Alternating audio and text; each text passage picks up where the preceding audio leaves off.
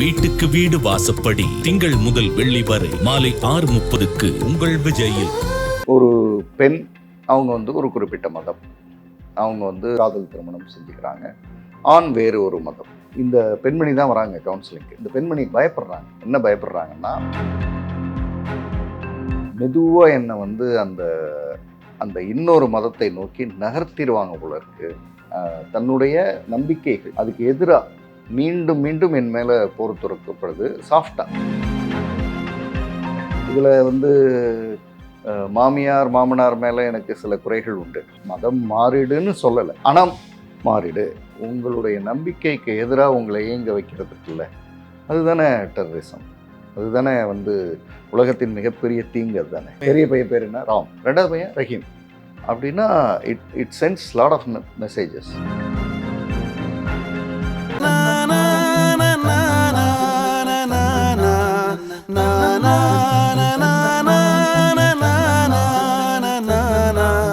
நக்கீரன் நேயர்களுக்கு வணக்கம். நான் விஜய் ஹரிஹரசுதன். மனங்கள் வஸ் மனிதர்கள் சீக்வல் டு கதைகளில் ஜெய்சன் சார் அவங்க கொடுத்த பல கவுன்சிலிங் பற்றி ஒவ்வொரு எபிசோட்லையும் பேசிகிட்டு இருக்காங்க. இன்றைக்கும் அதே மாதிரி ஒரு கவுன்சிலிங் பற்றி தான் பேச போகிறோம். வணக்கம் சார். வணக்கம். எப்படி சார் இருக்கு மக்களின் வரவேற்பு? மக்களின் வரவேற்பு நிறைய, குறிப்பாக அந்த கடைசியாக சில எபிசோடில் இந்த பிராண்ட்ஸ் பற்றி நம்ம பேசுனது பல வீடுகளில் நல்ல வேலை பேசிட்டீங்க சார், பேச முடியாமல் இருந்தேன் அப்படின்னு பல கணவர்களின் குமுறல்களா? அது ரொம்ப ஈஸியாக நிறைய பேரை போய் ரீச் ஆகிருக்கு. ஓகே.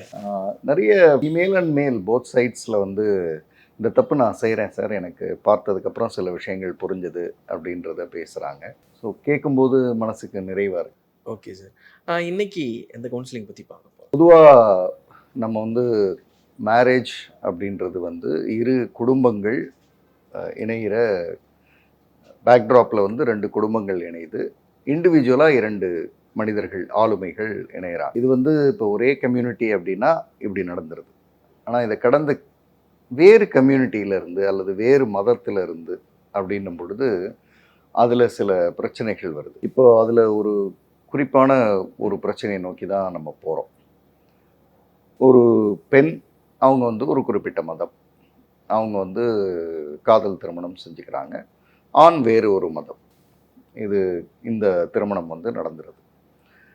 இப்போ இந்த திருமணம் நடக்கும் பொழுது, நடக்கிறதுக்கு முன்னமேயே அவங்க ரெண்டு பேருக்குள்ள ஒரு நல்ல புரிதல் இருக்குது. வீட்டுக்குள்ளேயே உன்னுடைய கடவுளும் இருக்கட்டும், என்னுடைய கடவுளும் இருக்கட்டும், அதாவது சிவாவும் இருப்பார், அல்லாவும் இருப்பார், ஒன்றும் நோ இஷ்யூஸ் அப்படின்னு ஒரு புரிதல், நல்ல புரிதல். பொதுவாக இந்த தலைமுறை இந்த காதல் செய்கிறப்போ இதில் ரொம்ப கிளியராக இருக்காங்க. திருமணம் ஆகிடுது, வீடு. இப்போ வீட்டில் ரெண்டு கேரக்டர்ஸ் இருந்தால் நம்ம சொல்கிறதெல்லாம் டிக் ஆகிடும். ஆனால் வீட்டில் இந்த பக்கத்தில் இருந்து ரெண்டு, இந்த பக்கத்தில் இருந்து ரெண்டு கேரக்டர்ஸ்லாம் வருது. ஸோ இப்போ வரும்பொழுது இதையும் வச்சுக்கிறாங்க, அதையும் வச்சுக்கிறாங்க, பேசுகிறப்ப நல்லா தான் இருக்குது, ஓகே, இதெல்லாம் ஓகே. இப்போ சில சடங்குகள் வரும்பொழுது தான் பிரச்சனை. சடங்களும் சேர்ந்து வருது. சடங்குகள் இப்போது நீங்கள் முத வீட்டுக்கு வரும்போது வலது கால் எடுத்து வச்சு வைக்கணும் அப்படின்னு ஆரம்பிக்கிறதுலேருந்து சின்ன சின்னதாக அந்தந்த, இப்போ எங்களுக்கு மறு வீடுன்னு கூப்பிடுவாங்க, அப்படிலாம் ஒன்று வர வர இவங்களுக்கு என்னுடைய மதத்தில் இதெல்லாம் எதுவும் இல்லை.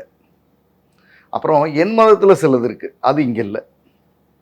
பட் அதெல்லாம் பரவாயில்ல, நமக்குள்ளே பேசி தானே செஞ்சோம் அப்படின்னு இது நடக்க ஆரம்பிக்குது. ஆனால் இந்த பெண்மணி தான் வராங்க கவுன்சிலிங்க்கு. இந்த பிரச்சனை எங்கேருந்து ஆரம்பிக்குதுன்னா, இந்த பெண்மணி பயப்படுறாங்க. என்ன பயப்படுறாங்கன்னா, சார் எல்லாரும் சேர்ந்து பேசி பேசி பேசி மெதுவாக என்னை அந்த அந்த இன்னொரு மதத்தை நோக்கி நகர்த்திடுவாங்க போல இருக்குது. அதாவது உன்னுடையதை விட்டுருன்னு சொல்லலை, ஏன்னா அப்படி சொல்ல முடியாது, அது சொன்ன பிரச்சனை ஆகிடும். அப்புறம் கணவரும் அப்படி சொல்ல முடியாது, ஏன்னா நல்லா பேசி தான் செஞ்சுருக்கோம்.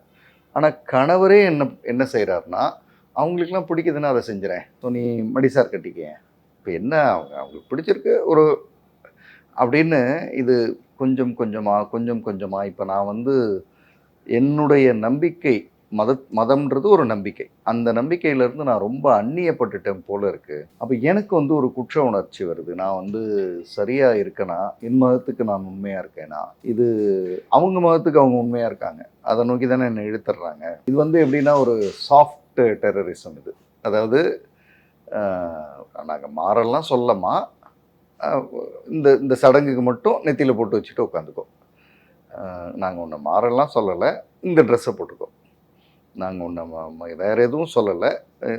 நீ வந்து இந்த பூஜை அறையில் வந்து நின்று எங்கள் காலில் விழுந்து ஆசீர்வாதம் வாங்கி இப்படின்னு அது திரும்ப திரும்ப திரும்ப அது வந்து தன்னுடைய நம்பிக்கைகள் அதுக்கு எதிராக மீண்டும் மீண்டும் என் மேலே போர் துறக்கப்படுது சாஃப்டாக. இதில் வந்து மாமியார் மாமனார் மேலே எனக்கு சில குறைகள் உண்டு. ஆனால் இந்த விஷயங்கள்லாம் நடக்கணுன்றப்ப ரொம்ப நல்ல மாமியாராக இருப்பாங்க, ரொம்ப நல்ல மாமனாராக இருப்பாங்க. கணவரையே எனக்கு இப்போது வர வர கொஞ்சம் அந்த நாங்கள் விரும்பி திருமணம் செஞ்சுக்கிட்டப்போ இருந்த அந்த மனநிலை குறைய ஆரம்பிச்சிருக்கு எனக்கு. ஏன்னா இவரே அதை செஞ்சால் என்ன தப்பு, அதை செய்ய அப்படின்ற இடத்துக்கு போகிறாரு. ஸோ நம்ம என்ன பேசணும் அப்படின்னு கேட்டால் நம்ம பேசினதெல்லாம் இருக்கட்டும், செய்ய அப்படின்ற இடத்துக்கு வந்துடுறாரு. ஏன்னா பிரச்சனை சால்வ் ஆகுது, அந்த இடத்துல பிரச்சனை சால்வ் ஆகுது, நீ அது மாதிரி நடந்துக்கோ அப்படின்னு. இப்போ ஒரு வீடு கட்டுறோம் அப்படின்னா கிரகப்பிரவேசம், ரைட், என்னவோ இங்கே என்னவோ அதை நான் செஞ்சிட்றேன், நோ இஷ்யூஸ். ஆனால் என்ன நடக்குது அப்படின்னா, இப்போது காலையில் நீங்கள் இப்படி ஒரு ட்ரெஸ்ஸில் வந்து உட்காந்து இந்த பூஜையெல்லாம் சொல்லி மந்திரம்லாம் சொல்லணும் அப்படின்னா, சொல்கிறதுக்காக சொல்கிறேன்றதுலேருந்து நகர்ந்து இல்லை அந்த மந்திரம் சொல்லும்போது கரெக்டாக சொல்லணும், சொல்லுமா அப்படின்னு அந்த அதாவது குறிப்பால் நீ உன் மதத்து ஆள் இல்லை, இங்கே வந்துட்டு எங்கள் மதத்து ஆள் அப்படின்றத இன்டைரக்டாக நிறுவ முயற்சிக்கிறது. இது என்ன ஆகுதுன்னா, இந்த பெண்மணிக்கு வந்து கொஞ்சம் கொஞ்சமாக உள்ள பட்டு நமக்கு கொடுக்கப்பட்ட கமிட்மெண்ட் என்ன, நான் ஒரு நாளும் இப்படி கேட்டது இல்லையே. அவங்க கேள்வி இவ்வளோதான், நான் ஒரு நாளும் உன்னை வந்து எங்கள் இதில் வா வந்து வழிபடு அப்படின்னு சொன்னதே இல்லையே, ஒரு நாளும் சொன்னது இல்லையே. நீ வந்து நோன்புரு 48 நாள் அப்படின்லாம் நான் ஒரு நாளும் கேட்டது இல்லையே. என்னை வந்து ஹஜ்ஜுக்கு கூட்டிகிட்டு போகணும், எங்கள் அப்பா அம்மாவை கூட்டிகிட்டு, இப்படிலாம் நான் அது வந்து இந்த நம்பிக்கை வேறு. அதாவது இங்கே என்ன நம்ம என்ன புரிஞ்சிக்க வேண்டியதாக இருக்குன்னா, அந்த பெண்மணி சொன்னதுலேருந்து நான் புரிஞ்சுக்கிட்டது, அநேகமாக நம்ம இதை கேட்டுக்கிட்டு இருக்கிறவங்களும் புரிஞ்சிக்க வேண்டியது என்னென்னா, பொதுவாக நம்ம வந்து ஒரு பெண் வந்து ஆண் வசிக்கிற இடத்தை நோக்கி திருமணத்துக்கு பிறகு வராங்க. வரும்பொழுது இங்கே இருக்கிற சூழல்களுக்கு அவங்க மாறணும்னு எதிர்பார்க்கறது சரி. அது அந்த மாறுறது எது வரை போகுதுன்னா, மதம் மாறிடுன்னு சொல்லலை, ஆனால் மாறிடு அப்படின்னு சொல்லாமல் சொல்கிறது. அதனால தான் நான் அதை சாஃப்ட் டெரரிசம் தான் அது. ஏன்னா எப்பவுமே உங்களுடைய நம்பிக்கைக்கு எதிராக உங்களை இயங்க வைக்கிறது இருக்குல்ல, அதுதானே டெரரிசம், அதுதானே வந்து உலகத்தின் மிகப்பெரிய தீங்கு. அது தானே இது. எப்படின்னா சாஃப்டாக எடுத்துகிட்டு வந்துடுறது. இப்போ இவங்களுக்கு பயம் என்ன வருதுன்னா, இப்போ அடுத்து கன்சீவ் ஆகுறாங்க, கன்சீவ் ஆகும்போது குழந்தை வருது, குழந்தைக்கு வந்து பேர் வைக்கிறது அப்படின்னா, நம்ம 2 பேர் பேசினது என்னென்னா, 2 குழந்தை இருக்குன்னா ஒரு குழந்தைக்கு இந்த பேர் வைப்போம், ஒரு குழந்தைக்கு இந்த பேர் வைப்போம். நான் அதனால தான் ஏற்கனவே சொன்னேன், இந்த 2 பேர் மட்டும் இருக்கிற வரை ஒன்றும் ப்ராப்ளம் இல்லை. இன்னும் சொல்லப்போனால் ஒரு நல்ல ரோல் மாடல் ஃபேமிலியாக மாறிடும் அது. இப்போ ராம் ரஹீம்னு யோசிச்சு பாருங்களேன், பேர் அருமையாக இருக்குமே. பெரிய பையன் பேர் என்ன, ராம், 2வது பையன் ரஹீம் அப்படின்னா it sends lot of messages. ஆனால் மெதுவாக இல்லை ராம் நல்லா இருக்கு இல்லையா, அதே மாதிரி நம்ம வந்து ரமேஷ்னு வச்சுக்குவோம் அப்படின்னு அதை மெதுவாக இந்த தடயமே இல்லாமல் ஆக்கிறது. ஆரம்பத்தில் இவர் வந்து அதெல்லாம் கிடையாது, அவங்க எதுக்கும் நம்ம மதிப்பு கொடுக்கணும் அப்படின்னு பேசிகிட்டு இருந்தவர், இவரும் மெதுவாக வந்து அதை நோக்கியே நகர்றார். அப்படி பார்த்தா என்ன ஆகுதுன்னா, ஒரு ஃபேமிலியில் மெஜாரிட்டியாக இருக்கிறது 3 பேர் இருக்காங்க, நம்ம மைனாரிட்டி ஆகிடுறோம், ஒரு ஆள் தான். இப்போ எங்கள் அப்பா அம்மா ஒவ்வொரு தடவையும் வந்து இதை பேச முடியாது. ஸோ அப்போ வந்து எனக்கு இந்த வாழ்க்கையில் பிடிப்பு விட்டு போகுது. இது எல்லாமே சும்மா நம்ம வந்து வாழ்க்கைன்னு யோசிக்கிறோம், இவங்க வந்து எப்படியாவது நம்மளை நோக்கி இழுத்துட்டு போயிடணும் அப்படின்னு யோசிக்கிறது, அது வந்து எனக்கு சரியாக படலை. ஸோ எனக்கு என்ன பண்ணுறதுன்னு தெரில. ஒரு பக்கம் வந்து டிவோர்ஸ்க்கான சரியான காரணமாக இதுன்னு எனக்கு தெரில. ஆனால் நிச்சயமாக வாழ்க்கையில் பிடிப்பில்லை, இதுதான் அவங்க சொன்னது. இப்போ இது ஒரு வித்தியாசமான ஏரியா அது. அதாவது நமக்கு வந்து கணவர் சரியில்லை அப்படின்னா பேசலாம், தான் சரியில்லை பேசிடலாம், மாமனார் மாமியார் சரியில்லை பேசிடலாம். இது வந்து 2 மதங்கள். அந்த மதத்தில் உன் மதத்துக்கு என்ன மெதுவாக சாஃப்டாக ஆனால் கழுத்தில் கத்தி வச்சு வச்சு கூட்டிகிட்டே வந்துடுறது. இப்போ நான் வந்து மடிசார் கட்டுறேன் சார், பொட்டு வைக்கிறேன் சார், எல்லாம் நீங்கள் வந்து அந்த மந்திரம்லாம் சொல்ல ஆரம்பிச்சிட்டேன் சார். மனசார சொல்லலை. அவன் சொல்கிறேன், வேறு வழி இல்லாமல். முதல்ல வந்து அந்த நாம் கே வாசன்வாங்க பேருக்கு அப்படி சொல்லிகிட்டு இருந்தேன். இப்போ வந்து நானே வந்து ஆரம்பிக்கிறேன், இதைத்தான் சொல்லுவாங்க, அதை நம்மளே ஆரம்பிச்சிடும் அப்படின்னு சொல்ல ஆரம்பிக்கிறேன். எனக்கு என்னுடைய ஒரு ஐடென்டிட்டி, எனக்குன்னு இருக்கிற ஒரு அடையாளத்தை நான் இழக்கிற மாதிரி இருக்கு. அப்படி மேரேஜ் பண்ணிக்கணும்னு நாம் நினைக்கலையே. அதுக்கு பேர் காதல், லவ் மேரேஜ் கிடையாது. அதாவது உனக்காக எல்லாவற்றையும் இழந்து உன் கூட வாழ்வேன்லாம் யாரும் சொல்லலை. 2 பேரை புரிஞ்சுக்கிட்டு வாழறது தானே ஆமாம் அப்படின்னு அவங்க கிளியராக பேச. சரி, அப்போ வந்து நான் வழக்கம் போல் இதில் வந்து நீங்கள் முடிவு எடுத்து ஒன்றும் ஆக போகிறதில்ல, முடிவு எடுக்க வேண்டியவர் அங்கே இருக்கார், அதனால் தலைவரை பார்க்கணும் அப்படின்றதுக்கு சொல்லியாச்சு. சரி, நான் வருவாரா அப்படின்னு கேட்டேன். இல்லை, நான் இதுக்கு வரேன்னே சொல்லிட்டு வந்தேன். எனக்கு இந்த வாழ்க்கையில் பிடிப்பு இல்லைன்றது அவருக்கு தெரியும். அதனால் இப்போது கவுன்சிலிங்க்கு நீங்கள் வரணும்னு சொன்னால் அநேகமாக வந்துடுவார் அப்படின்னு. அப்புறம் வந்துட்டாங்க, அவரும் வந்துட்டார். அவரோட வெர்ஷன் வந்து வித்தியாசமாக இருக்குது. அவர் என்ன சொல்கிறாருன்னா, இல்லை சார், எனக்கும் அதில் விருப்பம் இல்லை, அப்பா அம்மா சொல்கிறாங்க செஞ்சிட்டோம்னா ஒரு வேலை நம்ம பாட்டுக்கு நம்ம நிம்மதியாக இருக்கும், வேறு ஒன்றும் இல்லை. அவர் வந்து ரொம்ப அழகாக கை கழுவுறார். இல்லை சார், மேரேஜுக்கு முன்னாடி நம்ம என்ன பேசணும் சார், நான் பாருங்கள், நான் எதுவுமே சொல்ல மாட்டேன். ஆனால் இந்த மாதிரி சூழல் வரும்போது மட்டும் அப்படின்னா 365 நாளில் கிட்டத்தட்ட ஒரு 40 நாள் சூழல் வந்து வீட்டில் வந்துக்கிட்டே இருக்குது. இப்போது ரிலேட்டிவ்ஸ் வந்தாங்கன்னா இவங்க ட்ரெஸ்ஸில் இருக்க முடியாது, நீங்கள் அந்த ட்ரெஸ் போட்டு வந்துருமா, பொட்டு வச்சுட்டு வந்துரு, அப்புறம் எல்லோரும் கோயிலுக்கு போயிட்டு வந்துடுவோம். இந்த மாதிரி அது மெதுவாக திருமணம் ஆகும்போது தெரியாதா அப்படின்னா, திருமணம் ஆகும்போது தெரியும். அதனால தான் சொல்லி செஞ்சோம். உன்னுடைய இதில் நீ தொந்தரவு பண்ண வேண்டாம், என்னுடைய இதில் நான் தொந்தரவு பண்ணல. இப்போ அதாவது கோயிலுக்கு கூப்பிட்றியா, வரேன், ஆனால் இப்படி வா, இது மாதிரி வா அப்படின்லாம் சொல்லாத. இந்த கலர் சேலை கட்டு, இந்த சாமிக்கு இந்த கலர் சேலை தான் கட்டணும், அப்புறம் வெள்ளிக்கிழமை தான் அது போய் ஆகணும், 10லேருந்து 11க்குள்ளே போயிடணும் அப்படின்றதெல்லாம் ரொம்ப டூ மச்சாக இருக்குது அப்படின்றத அவங்க அப்படி நினைக்கிறாங்களே அப்படின்னும் போது அவருக்கு அது கை கழுவுறார். அதாவது அது பெரியவங்க சார், நம்ம என்ன சார் பண்ணுறது. நான் அப்போ அவர்கிட்ட கேட்டேன், அதாவது நம்ம வந்து காதலிக்கும் போது, விரும்பும்போது நாமும் முடிவு எடுக்கிறோம், உன்னை நான் பார்த்துக்கிறேன் அப்படின்ற முடிவை நாம் எடுக்கிறோம்.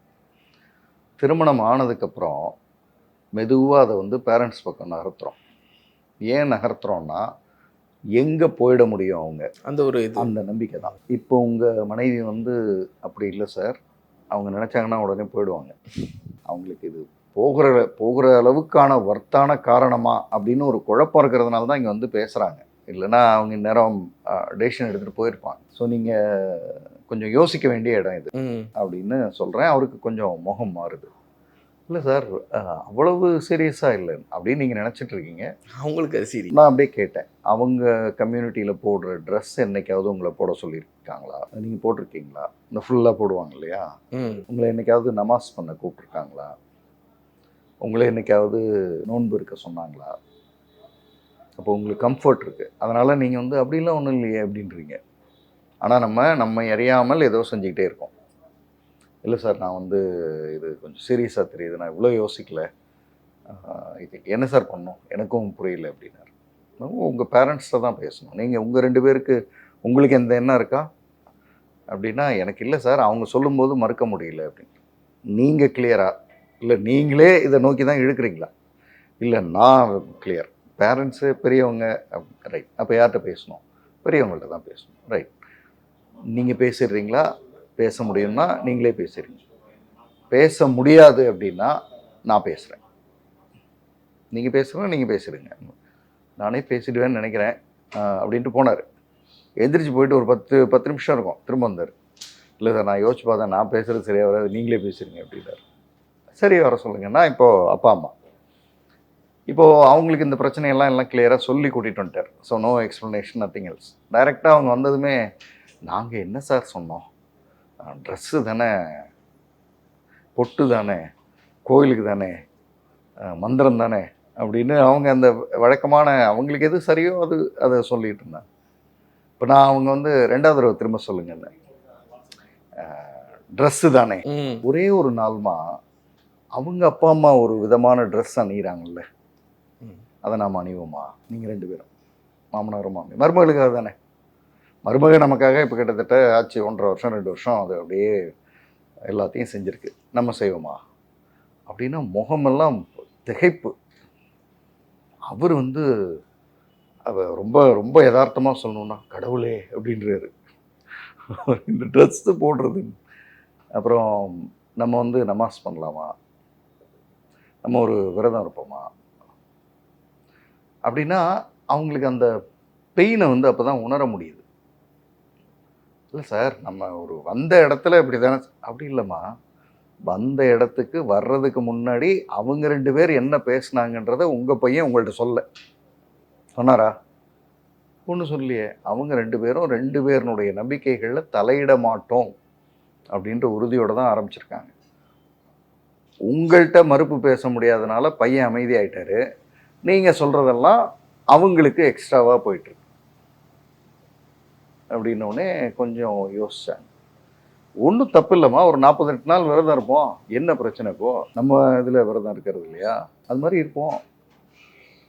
ஒரு அவங்க சொல்கிற, இப்போ நீங்கள் மந்திரம் சொன்னதை அவங்க சொல்லியிருக்காங்க, தெரிஞ்சோ தெரியாமலோ பிடிச்சோ பிடிக்கலையோ சொல்லிட்டாங்க. இப்போ அவங்க நம்ம சொல்லட்டும், நம்ம சொல்லுவோம், இங்கேயே சொல்லுவோம், இப்போவே சொல்லுவோம், நானும் சொல்கிறேன் அப்படின்னா அது மட்டும் முடியாது. ஒரு மாதிரி அந்த அம்மாவுக்கு வேர்க்குது. அப்போது இல்லை சார், அது இதே வழி தான் எல்லாருக்கும். நம்ம இடத்துக்கு வந்துட்டாங்கன்ற ஒரே காரணத்துக்காக நாம் சொல்கிறதெல்லாம் அவங்க செய்யணும்னு அவசியம் இல்லை அப்படின்றது நான் பேசுகிறேன். அதாவது நான் இதை பேசும்போது இந்தியா அஸ் அ கண்ட்ரி யோசிச்சு பாருங்களேன். ஆமாம், நம்ம அங்கேயும் அதே மாதிரியான ஒரு மனநிலை போயிடுறோமோ, அதாவது நம்ம இடத்துக்கு வந்துட்டாங்க அதனால் நாம் சொல்கிறதெல்லாம் கேட்கணும், அந்த இடத்துக்கு போயிட்டோமோ. அதானே இங்கே இந்த மெஜாரிட்டி வந்து 3 பேர், அப்பா அம்மா பையன், அப்படி தான் இருக்கும். ஏன் அவங்க இப்போ நான் சொன்னேன், உங்கள் வீட்டில் மொத்தம் எத்தனை பெட்ரூம்? பெரிய வீடு, ஐ திங்க் 5 பெட்ரூம் இல்லை, நல்ல பெரிய ரூம்ஸ் அப்படி இருக்கு. ஏமா ஒரு ரூம் முழுக்க அவங்களோட நம்பிக்கை சார்ந்த, அதாவது கோவிலாக இருக்கட்டும், இன்னொரு ரூம் முழுக்க நீங்கள் பூஜை அறையாக வச்சுருக்கிறது இருக்கட்டும். ரம்ஜான் அப்போ நம்ம எல்லாரும் அந்த ரூமுக்கு போவோம், உட்காருவோம், என்ன தப்பு நடந்துற போகுது. மற்ற பண்டிகைகளில் அவங்க வந்து இங்கே இருக்கட்டும், அவங்க தான் வராங்களே, இன்றைக்கி வராங்க, ஒன்றும் விஷயம் இல்லை. ஒரு சின்னதாக அம்மா உனக்கு இடம் கொடுத்துருக்கோம்மா நம்ம, இல்லை அவங்க ரூமில் செஞ்சுக்கிறாங்க. என்ன செஞ்சுக்கிறாங்க, அவங்க ட்ரெஸ் வச்சுருக்காங்கல்ல, அந்த இடத்த கொஞ்சம் ஓரம் வச்சுட்டு அவங்க என்ன நினச்சி என்ன வேணுமோ அங்கே உட்காந்து வேணும். ஏன் ஒரு இவ்வளோ பெரிய வீட்டில் அதுக்கு மனசு இல்லையா என்ன அப்படின்னா, இது வந்து இனிஷியலாக அவங்க வந்து என்ன, இவர் யார் இவர் அப்படின்ற மாதிரி பார்க்க ஆரம்பிச்சு, ஏன்னா இவர் ஏதோ இது ரொம்ப பெரிய பிரச்சனை மாதிரி பேசுகிறாரு, இது ஒன்றுமே இல்லை அப்படின்னு ஆரம்பித்து, ஆனால் போக போக போக அவங்களுக்கு அந்த சீரியஸ்னஸ் புரிய ஆரம்பிச்சிருச்சு. அப்புறம் அவங்க தன் தவற உணர்றாங்க. இப்போ நம்ம பேசின மாதிரி தனித்தனி அறைகள், அதில் அம்மா நாங்களும் வரோம்மா, நாங்களும் அவங்க கூட நோன்பு இருக்கோம்மா, இப்படிலாம் ஏதோ அவங்களுக்கு பேசி செய்ய ஆரம்பித்ததா ஃப்யூச்சரில் பேசும்போது சொல்கிறாங்க. ஆனால் அடிப்படை அவங்க கிளம்பும்போது ஒரு விஷயம் சொன்னாங்க, சார் எனக்கு வந்து இந்த 2 கம்யூனிட்டி 2 மதம் இந்த பிரச்சனை வருது அப்படின்றது முதல்ல ஏன்னு புரியலை, இப்போ புரியுது சார் அப்படின்னா. இது அவங்களுக்கு தெரியாமலா இருந்திருக்கும், தெரியாமல் இருந்திருக்கா. ஆனால் தி அட்வான்டேஜ், அந்த ஒரு நம்ம இடத்துல இருக்கோம் அவங்க வராங்க அப்படின்றப்ப எடுத்திருக்கிற அட்வான்டேஜ் இருக்குல்ல, அதுதான் அடிப்படை பிரச்சனை. ஸோ அதுக்கப்புறம் அந்த ஃபேமிலி சரியாயிடுச்சு. இவங்க வந்து சார் அவருக்கு நீங்கள் அவர் மகன் சொன்னார், அப்பாடா நான் பேச வேண்டியதெல்லாம் நீங்கள் பேசிட்டீங்க சார், நான் இப்போ ஃப்ரீ. ரொம்ப கஷ்டம் சார் இது பேசுறது நீங்கன்றதுனால அவங்க பொறுமையாக கேட்டாங்க, நான்லாம் பேசினா வாய் அடைச்சிருவாங்க.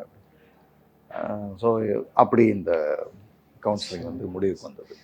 ஒரே விஷயம்தான், பெரும்பான்மையாக இருக்கிறோம் அப்படிங்கிற அந்த 3 பேரோட மனப்பான்மை எவ்வளோ சிறுசாக இருந்திருக்கு அப்படிங்கிறது தெரியுது. அது ஆள் பெரும்பான்மை, ஆமாம், இடம் பெருசு, மனசு தான் சிறுசு. அதான் நானும் சொல்ல வந்தேன்.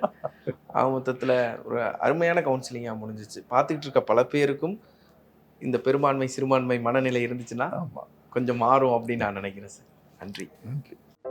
நக்கீரன் டிவிக்கு சப்ஸ்கிரைப் செய்யுங்கள். உங்கள் ஆதரவே எங்கள் பலம். ஆசிரியர்களுக்கு நண்பனாகவும் மாணவர்களுக்கு ஆசானாகவும் திகழும் தேர்வு வழிகாட்டி. ஒவ்வொரு பாடத்திற்கும் அனுபவமிக்க ஆசிரியர்களின் துல்லியமான தெளிவான விடைகள். CNC இருக்கு, தேர்வு பயம் எதற்கு? இது தீரன் பப்ளிஷிங் ஹவுஸ் விற்பனை வெளியீடு.